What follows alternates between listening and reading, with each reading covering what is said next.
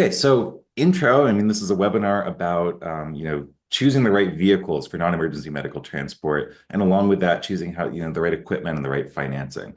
Michael's been doing this for years and years and years. Couldn't think of a person I'd rather have, answer questions on this topic. So Michael, maybe we could start off with you just giving us a little bit of an introduction on, your experience here and how you ended up, working with NEMT vehicles. Sure thing. So good morning. My name is Michael Shank. I'm president of 42 North Transportation Consultants here in Grand Rapids, Michigan. And I've been in the automotive business for about 40 years. Spent a lot of that time in the commercial truck equipment business. And then in 2003, I kind of migrated into the mobility world and started working with the wheelchair accessible vehicles, airport shuttles, things of that nature. And then in 2012, I sold my company and got involved with a manufacturer of accessible vehicles. And I spent most of my time in New York City working with the yellow fleet cabs and the leasing companies that provide to Uber and Lyft drivers out there in the city. So in the last 20 years, I've probably sold about 8,500 wheelchair accessible vehicles. And today I have my own consulting business here again in Grand Rapids. And I deal with full-size vans, minivans.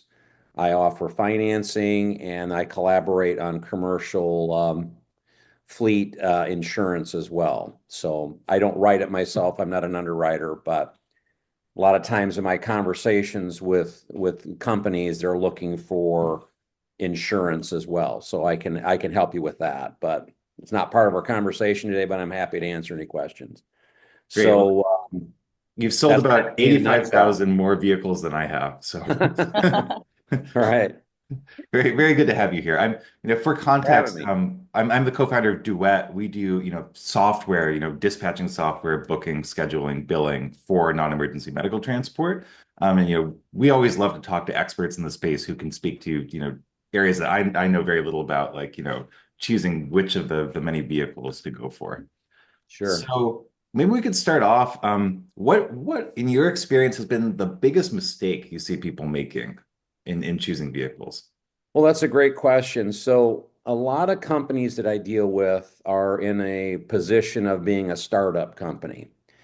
And so what brings them to this business is they worked for a company that offered medical transportation and they thought, hey, I want to go out and do this on my own. Or they had a family member, for example, that was potentially in a wheelchair or disabled that needed assistance getting around for transportation. And so sometimes that's the catalyst to get people involved in the business. Once you get past that, one of the biggest mistakes, as I see it, is people don't ask enough questions about what kind of work that they want to do with the vehicle. And so you kind of have to make the decision, am I doing a very personal door to door, or am I going after, contract work? Do I want to have ambulatory passengers as well as wheelchair passengers in the vehicle at the same time? Because once you decide that, make that decision, what you're doing, that a lot of times dictates what vehicle that you need to buy. There's certain things you can do in a minivan. There's certain things you can't do in a minivan that you need to have a full-size vehicle to accomplish it. And unfortunately, some people make decisions and they don't do a lot of research. And then they're going, I wish I had Mhm. this vehicle to do this because I can't really do the work with the van I've got. So now they either have to sell the one that they have and start over or add another vehicle to the fleet. So I would say understanding what your use case is for the vehicle is very critical on the Yeah, on and then that will help, you know, guide your decision-making process going forward. yeah, and I've heard cases of, like, if someone gets into the NEMT business, they find out, oh, this market has a ton of bariatric patients, and that's where all the money is made. And then they've got a minivan, and you've got, a 500 pound, like mechanized like wheelchair thing, and then a 500 pound patient, and like the minivan can't handle it. And so they could have prevented that whole disaster by choosing the right vehicle in the first place. Yeah, and that's a good point. And sometimes you don't know because Hmm. you're going along, you get bariatric patients occasionally, but there are contracts where you're moving people specifically around to appointments or whatever that having a full size vehicle, it's easier to manage a bariatric patient and it's easier for the passenger. It's easier on the bariatric passenger as well. Hmm. They have more space beside them, and that's typically it's a wheelchair lift. It's not a ramp situation where you're running them up a ramp. And yes, to your point, if you have a heavier passenger in a heavier wheelchair, excuse me, I mean, you can get up to close to 1,000 pounds of weight in that wheelchair with the passenger. Mm. And in a minivan where that's setting on a back axle, you're bumping up on the Gower or the gross actual weight rating of that vehicle. And it makes for a very hard ride for the Yeah, oh passengers yeah, bouncing because up they're and down. setting on the axle Yep. or Yeah, so above it, I should say. yeah. Let me Great. ask the same question in a different way. So we know a lot of providers, they just get into the industry and Hmm. they want to start with we always have to start with number one, the vehicle number one. So like most of them probably want to do like focusing on ambulatory and wheelchairs. So what's the best starter one you would recommend? Like if you only want to invest in one vehicle to do like ambulatory, both ambulatory and wheelchair trips. So what do you recommend for your vehicle number one? Well, obviously, probably that's a good question, Jing. Probably the most popular application would be a minivan. Mm-hmm. And obviously, you have the whole discussion on the which is better, the side entry or the rear entry. Mm-hmm. Typically, what I've found in the NEMT space, uh, probably 80% of the companies use a rear entry. They're just easier to work with. It's very simple for the driver to get a passenger in, to get them secured. Where in a rear entry, where in a side entry, you've got to get them in and square the chair up. They have to be facing forward. So the rear entry minivan, a shortcut, which will accommodate one wheelchair, and then you can have two or three ambulatory passengers in the second row. That's usually probably the bulk of what we do or what we sell, Mm-hmm. what I sell. Mm-hmm. Uh, Now with people getting a little more involved in the stretcher, cot um, side of the business, we can put antler systems into the vehicles. So that would entail a full cut conversion. So that means the channel goes all the way up to basically the back side of the driver and passenger seat in the front. And then you can have fold away seats in the second row. So you can have ambulatory passengers there. If it's a smaller situation, you can have one person riding as an attendant with one of the other seats folded up. But I would say the minivan is probably what an entry level type application would use. So any brand or model you would recommend, like the Well, popular ones? yeah, well, that's I have to be Switzerland and pretty neutral on that. But in my experience, if you're asking me from an experience standpoint, Mm-hmm. um, the Sienna is a very well received minivan for these conversions, uh, Toyota. especially in New York City where they just beat these things to death.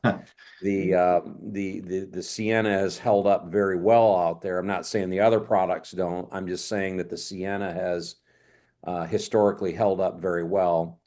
And now it's interestingly enough, the pricing is almost at par now with the Chrysler product. So if you're asking me for my personal opinion, I would probably get a Sienna, but again, that's just based on Mhm. observations and experience.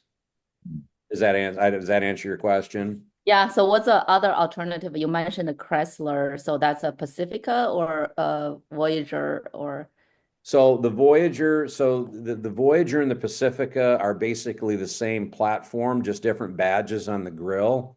uh-huh. The Pacificas have much higher trim levels, is I guess what I'm trying to say. Okay. Where the Voyager now is really what they call their fleet or entry level. Mm, They've added some content to it to make it a little nicer and not as stripped down as it was before. But basically, the Voyager is what they're building for fleet use now. mm. Um, Unfortunately, with all the tariff wars that are going on right now, Stellantis has shut down that plant because those are all manufactured in Windsor, Ontario. So Oh, they've shut down that plant for, they said, at least 30 days. So we had about 170 of these that were already built at the plant, so they were just getting shipped. hmm. But we don't know when they're going to open the plant back up. Oh, And we wow. don't know what they're going to cost because if there's still a tariff attached to them, if they don't work through it, then it's potentially going to be 25% more than the batch we just got. Mm. Oh And my those God. chassis typically cost around 40,000. So in theory, if the tariffs hold, if they do start the plan or when they start it back up, it could be a $50,000 chassis when they come back online. So there's a Wow. lot of complexities. Let's see. You have the Toyota minivan, you have the Voyager minivan, the Transit Connect, the Ford is pretty much done. That model is no longer. We Oh. did a lot of those with rear entry vans for taxi use in New York City. Mhm. Um, there is some conversions done on Hondas, but that's really more of a personal use, and they're really not ADA compliant. That's the other thing you have to consider when you're making these purchases is if the vehicle is ADA compliant. And what that means is in the rear door, you have to have a 56-inch clearance for the Oh, chair and the passenger to clear. You have to have at least 48 inches deep of mm, compartment area, and the ramp has to be at least 30 inches wide, as I, well as the compartment area. And a mistake, and this is just from a, now I got to be a lawyer here for a second. The mistake some people do when there that some people make when they're starting business, they go, "Well, I'm going to pick up this used van. Somebody's got this used wheelchair van for sale, and I'm going to buy it." What they don't know is that the personal use vehicles are not ADA compliant, and you Mm. might not know that. yeah. And the unfortunate part of it is if something catastrophic happens and then they go back in and do their homework or diligence and they can demonstrate that that vehicle was not fit for hire work. In other words, you were using a personal use vehicle for commercial work. It can come back in a civil suit against the owner of that vehicle. So it's called negligence is basically what it is. So that's just my cautionary tale for someone that might be looking for a used van. I'm happy to help people with used vans. I do them all the time. I buy chassis, I convert them. I'll take someone's vehicle and convert it for them. But if you are looking, and you can find vehicles all over for sale online, and a lot of them are not ADA compliant. So that's just my cautionary tale on that.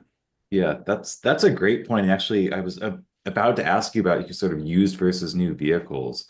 What is your general take on sort of the approach of gradually picking up, used vehicles as you see deals as they become available, versus just going out and like buying something new, customized to whatever your use case is?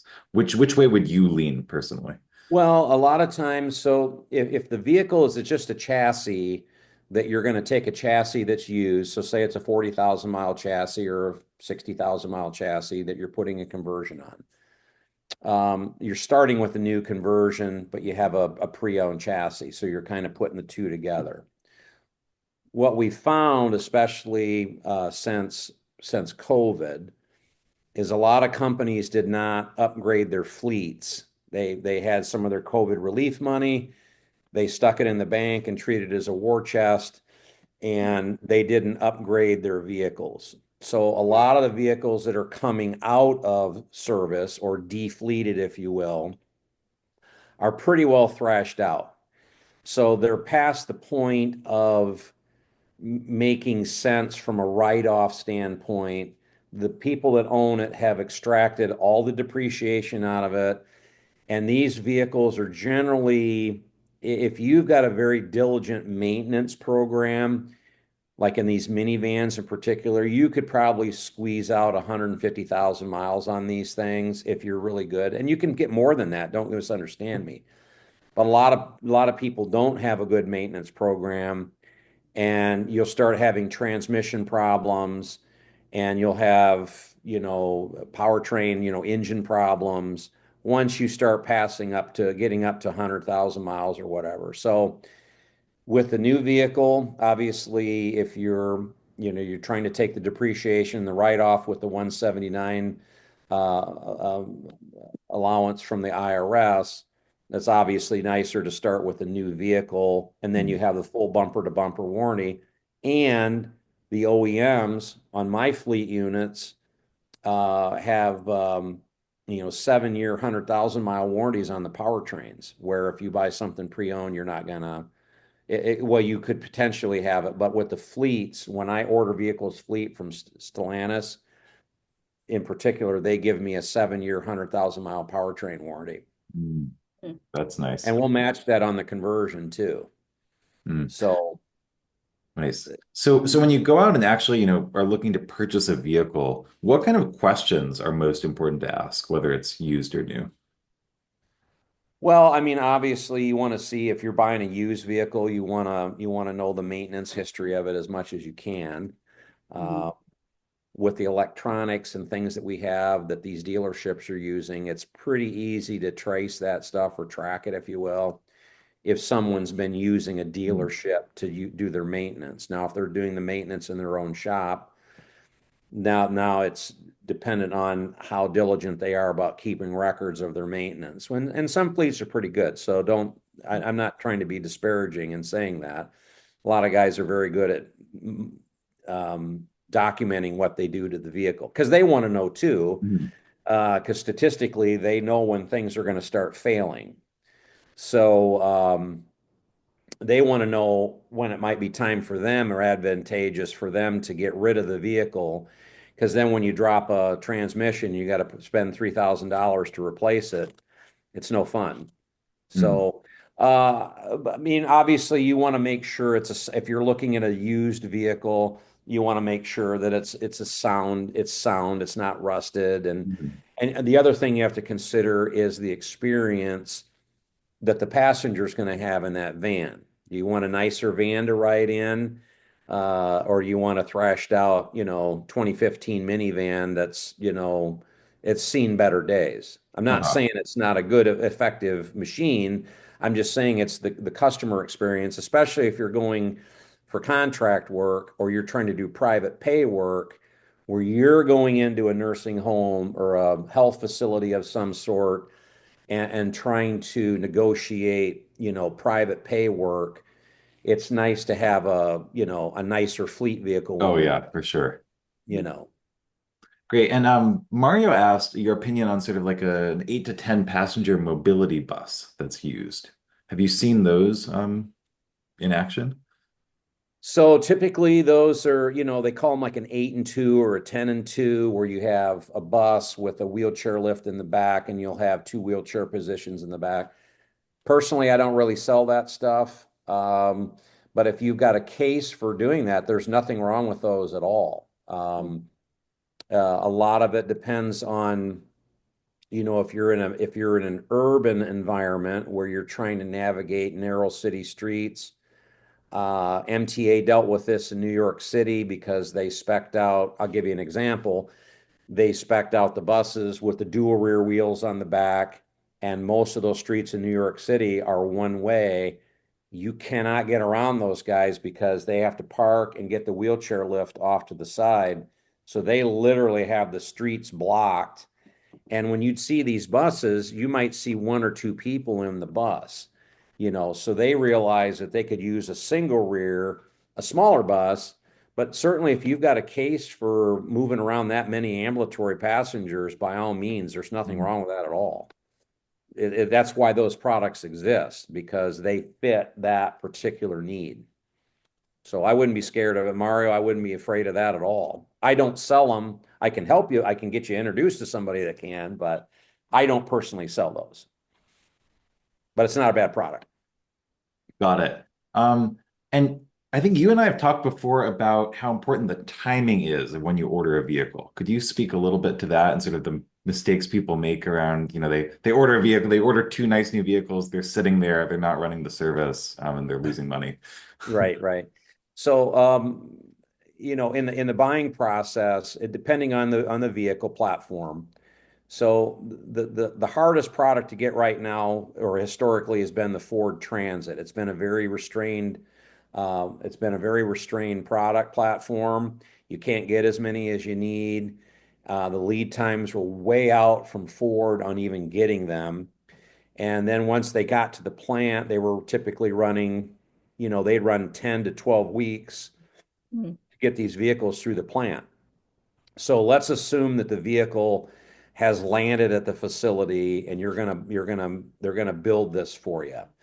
So now you're looking at 12, let's call it 12 weeks. So that's 3 months. That's an entire quarter that you're going to be waiting for that vehicle to come. And what a lot of people do, if they're financing the vehicle or they have insurance on it, if they're paying for it, and the way I do it is I have the people pay me when the vehicle is done. I don't have them pay me ahead of time, because I know that it's going to take, in some cases, 2.5 to 3 months to build their vehicle. And I don't want them, one, making payments, and two, paying for the insurance, because you could burn through a lot of cash on that.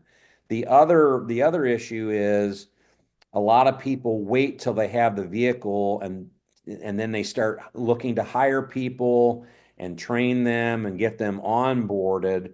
And the whole time that's happening is the vehicle is setting. So I try to communicate very well and manage what the expectations are of the buying process. In other words, hey, it's going to be 6 weeks to get your minivan built, and this is how this is going to go out, and this is when we plan on having it delivered to you, and then you can kind of back into it. But it is important, because I don't want to, as a small business guy myself, I wouldn't want to burn through floor plan interest and payments and insurance for something that's just parked in my driveway. That's a good Yeah. point. Yeah. So you touched on this earlier, but help me understand when it would make more sense to go for a rear entry versus side entry. Well, again, a lot of it has to do with the environment, some of it, where the vehicle is being used. Sometimes it has to do with local regulations on what they allow. Some cities, especially in the taxi space, don't allow rear entry vans. And some say that you have to use rear entry vans and not side.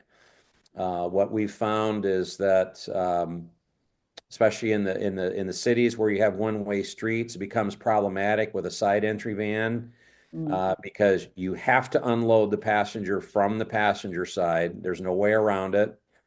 And if you're in a street situation where there's no place to park or get out of the lane of traffic, and then you have to have the ramp down, the side entries can become kind of a hassle to deal with. Plus, the parking side of things, if you're going to an appointment or something and you're doing like a garage parking scenario, you have to have an accessible parking spot where you can get that ramp down to the side with a side entry.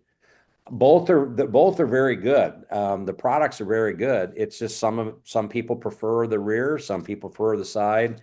Again, for what I've experienced in dealing with customers and fleets, the rear entry is the easiest way. Now, the pushback on the rear entry sometimes comes from the advocacy groups where they're saying, well, we don't want the passenger doesn't want to sit in the back of the van. And that's a detraction from that conversion Mhm. is the passenger is typically in the third row position.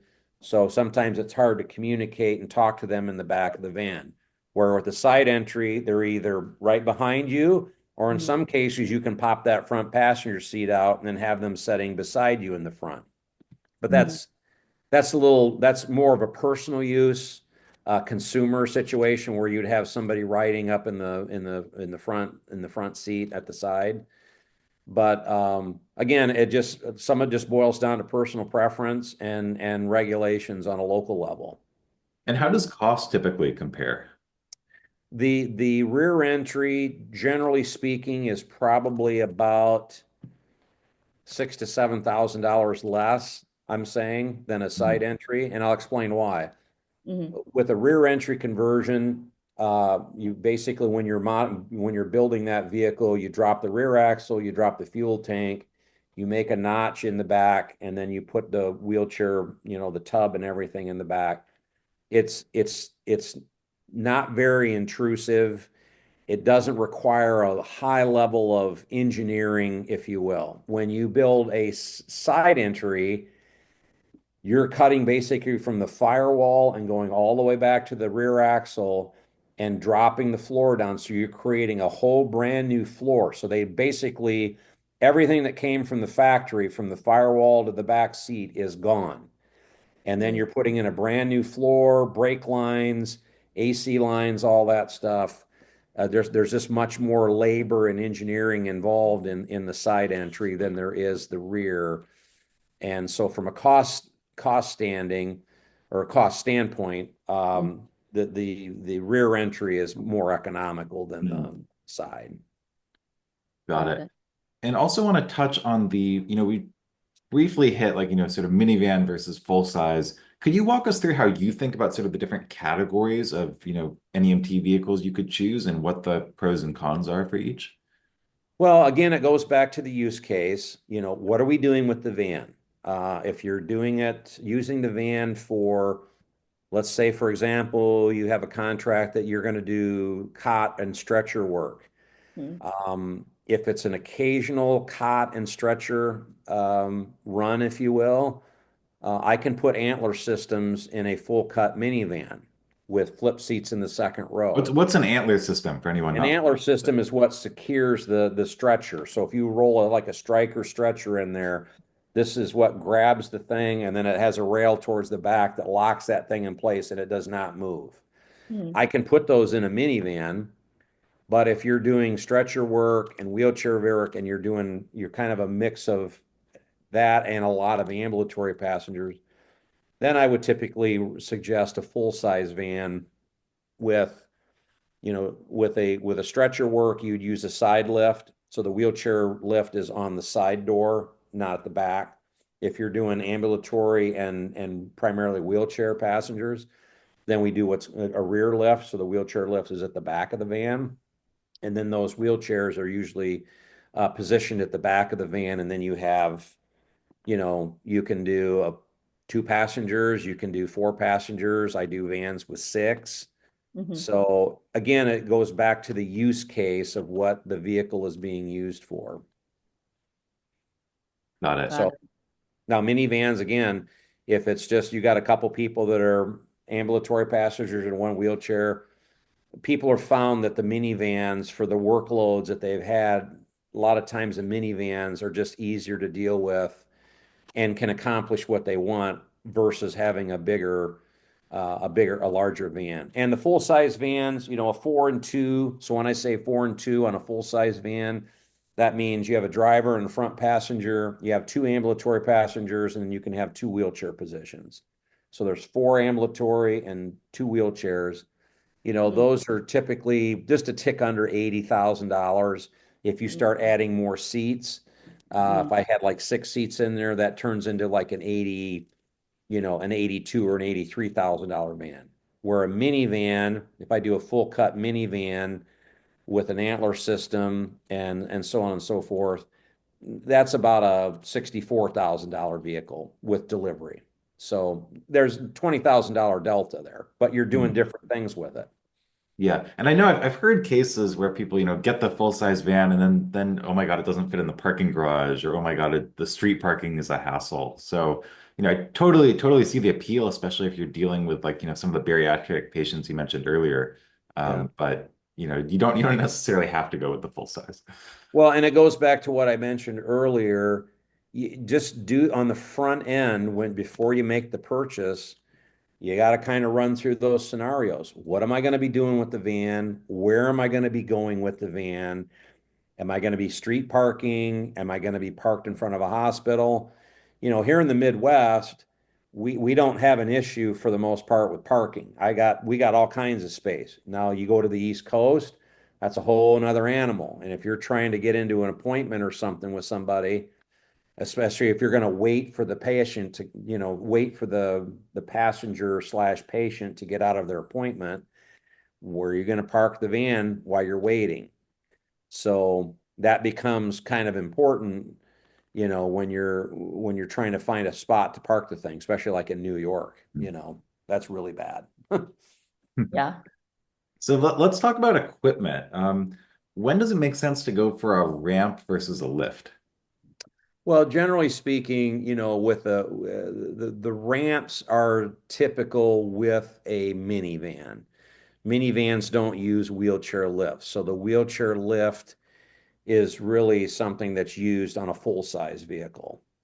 Um, and so where that comes into play is what type of, the passengers you're transporting, how many ins and outs a day, and are you going to try to take two people at the same time in a wheelchair? Because you can get two wheelchairs in a minivan, but it's very tight. Mhm. Yeah. And I had a customer, this just recently happened to me. They said, "Hey, we want a full cut minivan, blah, blah, blah, blah, blah. And this is what we want." I said, "Okay, I'll build one for you." So I built them this van and they're like, "Hey, where are we going to put our stair climber chair?" I go, "That's first you ever mentioned you had a stair climber chair." And if you know what a stair climber is, where the chair actually walks itself up the stairs and you can bring a patient down. But then they want to stow that chair somewhere in the van. I go, "Well, there's no place to store that chair. I don't know. You never even mentioned it." So, um, again, the minivans, the ramp, it's quick. You can drop the thing down. You can get passengers in and out. But if you're doing a lot of heavy load work where you're really kind of maxing out who's in the car, if there's like 5 or 6 ambulatory people in a wheel, you got to have a full size van. Mhm. And then by default, I mean, when I say default, I mean, by default, you have a wheelchair lift. Um, but there are some cases, and I've never sold one myself, but I've seen them. I know guys sell them where they'll have a full-size van with a large aluminum ramp on the back, where they'll roll somebody up this very long ramp that stows up vertically against the back end of the van. But for the most part, it's all wheelchair lifts. So again, it goes back to your use case. What are you doing with it? Mhm. And if you can get away with a minivan and save yourself a few bucks, that's awesome. But if you Mhm. need the bigger van, you got to kind of bite the bullet and you're going to pay more for it. But if you can get more trips and fill out that load and make more money on the load, going from point A to B, then that expense can get offset pretty quickly with revenue. Mhm. Hmm. Interesting. So how about the ramp? I know like there are some wheelchairs are extra wide, that 24 versus 22. Those so like what's your like for in terms of the ramp, what type of ramp do you just fit better for minivan and what kind of model minivans fit those? Well, so to your point, so ADA regulations say that you have to have a 30-inch ramp on the vehicle. Hmm. The side entry van, let's talk about the side entry for a second. When that door is opened up and you've got, the door jamb, the B pillar, and where the back side of that door would normally sit, it's a very confined space. So you are pushing it to get 30 inches out of that ramp. That's one of the limitations to a side entry. You can't go any wider than that. I see. Now, some of the vehicles on the rear entry, again, 30 inches is ADA, so that's the bare minimum. Now, the vans that I sell have 34-inch ramps, 32-inch ramps. It depends on the platform. One of the companies I represent has what they call a super wide. So it starts out with a 48-inch wide ramp. So you can get a big chair on there and kind of navigate it into the channel, if you will.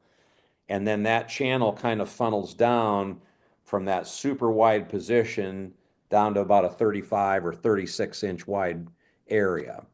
So that's a pretty nice situation to have that when you're trying to get somebody into the vehicle without, it's like going in the car wash, right? Your tire might not be quite lined up with the rail of the track, but you can kind of get in there, and the same thing with this. So the ramp widths are driven by the platform. So how that rear axle is configured, if there's, links, leaf springs and whatever that come into play, that dictates how wide you can make that channel area in the back of the van. And some vehicles lend themselves to a wider application, and some don't. So they're all different. But for the most part, they're within 30 to 35 inches is typically the spread there, if that makes sense. Okay, got it. Great. So Interesting. does anyone have any questions about like, equipment? Because I want to pivot a little bit into financing. And of course, we can always come back later. I just wanted to give you the opportunity. Um, so, Michael, could you tell us a little bit about sort of the different options you see most commonly used for vehicle financing? Just kind of at a high level, like what they are, and then let's get into sort of when you would pick one versus the other.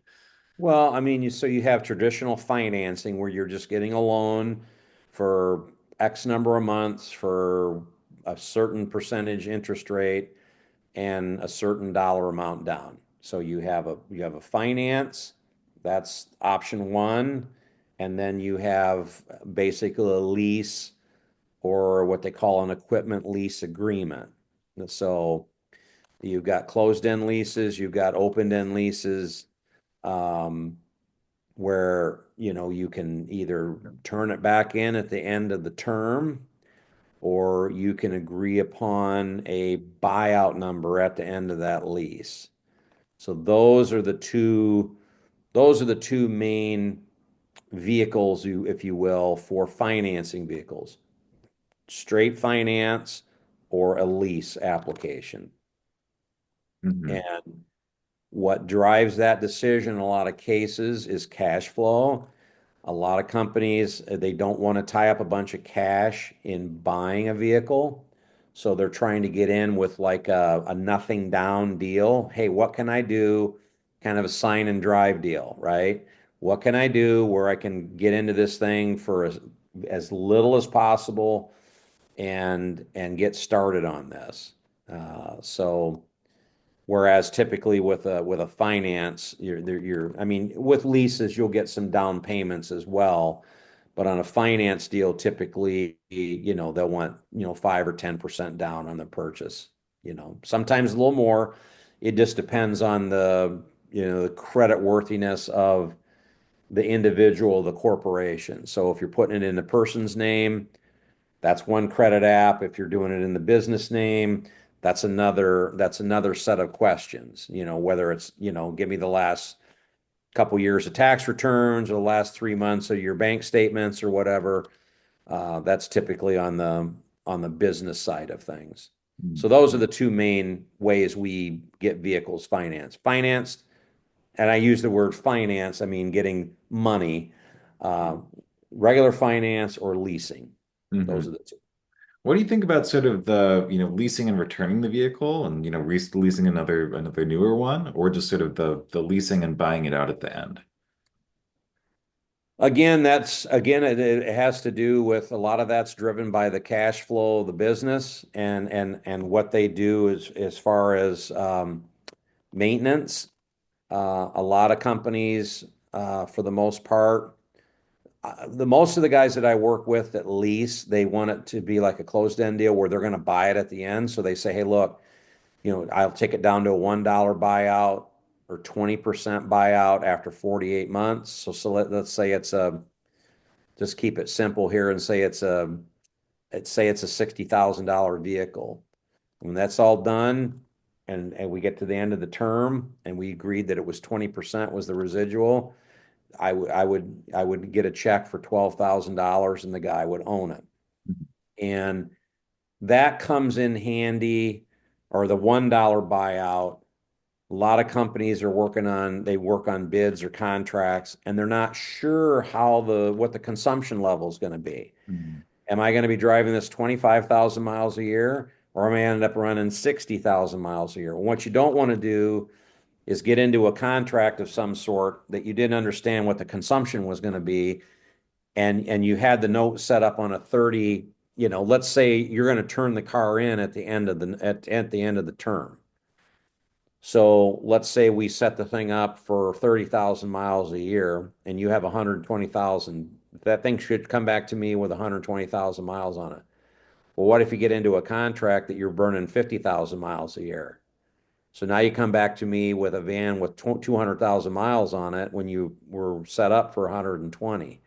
Well, 80,000 miles at 30 cents a mile is not going to make you happy, Mm-hmm. right? So that's why, it's good to understand what you're doing with the vehicle on the front end, but, because then you can understand what the outcome's going to be. Hey, I'm going to, if somebody says, hey, I want to buy this out for $1 or 20%, you could drive the thing 300,000 miles. I don't Yeah. care. It's not it's not that it's a problem, but I don't worry about it. That's Right. your deal. Mm-hmm. So,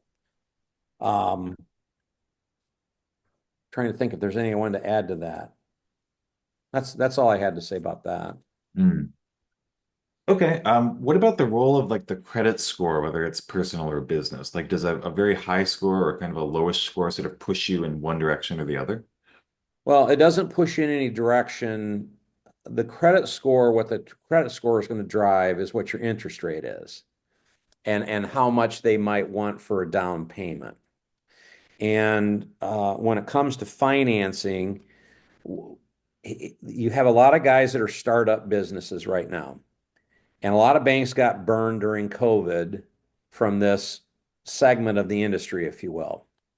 And so a lot of banks are they're kind of skittish on loaning money on startups, or at least at the very least getting you favorable interest rates, if you will. Okay.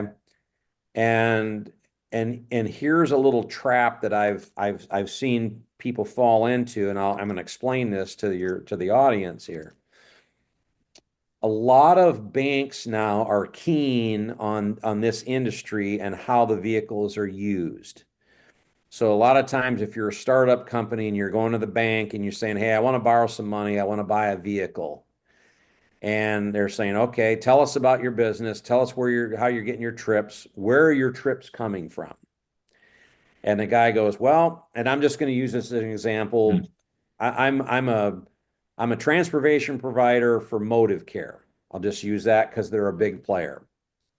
And Motive Care is giving me 100 trips a day or whatever for what I'm doing. And then the next question is, well, what percentage of your business or your trips are tied to this brokerage? Okay. And if somebody says, hey, 70 to 80% of my trips are broker driven trips, the banks get a little funny and wonky on that. Now, if you say 70% of my business is private pay, where you've gone around to these nursing homes or whatever and handed out business cards and boxes of donuts, and you've got this strong business following on a local level that they're private paying you, that's really the ultimate scenario that you want, is the private pay. Because these brokers ebb and flow in these contracts in these states, And sometimes they have it and sometimes they don't. Well, if you're saddled to this and you're counting on those trips, if those trips dry up, you can't make your payment. And that's where the banks are, they're doing a lot more diligence, Mm. especially with the startup guys. And it's unfortunate, but that's just the environment we're in right now, where they're scrutinizing things a little more Mhm. than they had in the past. Yeah, it's funny you mentioned that because we did a whole webinar on private pay and sort of, how you sell and market and get that going. And actually in that webinar, we talked about how important like the high quality, clean, nice vehicles are. So it's fun to sort of see the topics Yeah, intersect. well, they don't want to see you rolling into some smoking van like Uncle Buck there, where they want the clean fleet vehicle, exactly. And especially at the nursing homes, if you've got people coming in, they want to move family members around and they want to feel good about who's transporting grandma or mom Mhm. or this person is. They feel more comfortable with somebody in a newer vehicle. Mhm. So, or at least one that's well maintained, let's put it that Yeah. way. Yeah. Well, Because I you can have an older car that looks like brand new if it's well maintained. mhm. Well, I do want to open it up, if people have questions. But just before we do that, you are in the business of helping connect, people come to you, you help connect them, you find them deals. They don't have, as I understand it, they don't have to pay you. You sort of make your money, hooking them up with the right kind of vehicle manufacturer and everything. Could you tell us about sort of what you can do for people and sort of what your value add is? Sure. Well, my real area of expertise is the fleet side of it. It's the vehicles. So I can source and build wheelchair accessible vehicles. And even if someone has, student transportation where they need a vehicle just to move people without a wheelchair lift or ramp, I can provide that as well. But that's my real expertise. I have relationships with Ford and Toyota and Chrysler slash or Stellantis now, I guess. And I have good relationships with various manufacturers. So I can offer a wide range of Ford Transit, Ram ProMaster, Sprinter vans. I can get you all of those different plot products and platforms. Um, and I'm an old fleet guy, so if a lot of times if you go to a mobility dealer, they want to, and you come in as a commercial buyer, the mobility dealerships tend to treat the commercial guys like a retail customer. So they tend to mark the vehicles up more. I'm a fleet guy. I live off of volume. I sell a lot of vehicles a year. So I'm not looking to make big markups on the stuff. I'm just trying to help people, help their business along because I'm a small business guy myself. The finance side of it, I can help you guys out with financing the vehicles. You tell us, tell me what you're doing or what you're hoping to finance. I've got guys that'll buy $1 million contracts on up that they won't buy anything less than $1 million. I've got guys that'll do stuff for 35 grand. And so the finance is the second leg of the stool, and the third leg of the stool would be the commercial insurance. I have a friend of mine that I work with out of Pittsburgh called Research Underwriters. So he's big in the taxi NEMT space. A lot of bigger fleets already work with him. So there's a high probability that somebody's already possibly working with them. But again, I collaborate. He's just a friend of mine, and when we're having a conversation, I'm happy to help somebody out. The insurance is kind of tough now for startups. And unfortunately, that becomes a very expensive proposition. I know a lot of guys are paying $1,500 to $2,000 a month for insurance on one vehicle because they're a startup. And it's kind of stinks, but Mhm. that's kind of the reality. So goes back to what we talked about earlier. I'm very sensitive to that. When somebody's ordering a vehicle from me, I communicate very well on what they should be expecting. Um, as far as the time it's going to take to get the thing delivered. Mhm. Yeah, Jing, thanks for sharing that. So this is some info on, Michael, if you want to talk to him about buying vehicles. That's the Duet info if you want to talk to us about, dispatching software for non-emergency medical transport. We are doing an offer where, if you sign up and mention the video, we'll sort of, give you free Duet until the end of May. So just mention the webinar. I mean, I see you guys here. I'll remember you. Yeah, so appreciate you guys attending. And we'll share clips of this elsewhere to some of the other people who wanted to make it but couldn't.